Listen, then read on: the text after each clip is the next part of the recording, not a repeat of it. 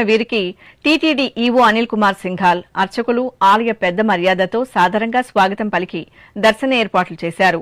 అనంతరం పీఠాధిపతులు వారి శిష్య బృందంతో కలిసి తిరుమల శ్రీవారిని దర్శించుకున్నారు.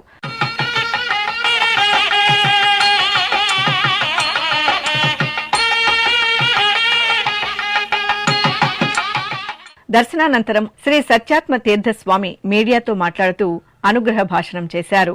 తిరుమల తిరుపతి దేవస్థానంలో ఈరోజు ఉత్తరాది మఠానికి సంప్రదాయానుసారంగా చాలా బాగా దర్శనం చేయించారు. అందరికీ శిష్యులకు భక్తులకు చాలా చక్కగా వ్యవస్థ జరిగింది.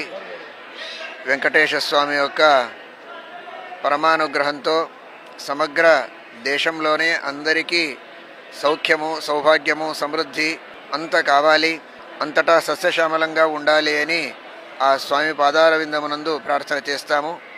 మన ఈఓ గారు, ట్రస్టీ గారు అందరూ కూడా చాలా బాగా ఇక్కడ భక్తులకు వ్యవస్థ చేస్తున్నారు.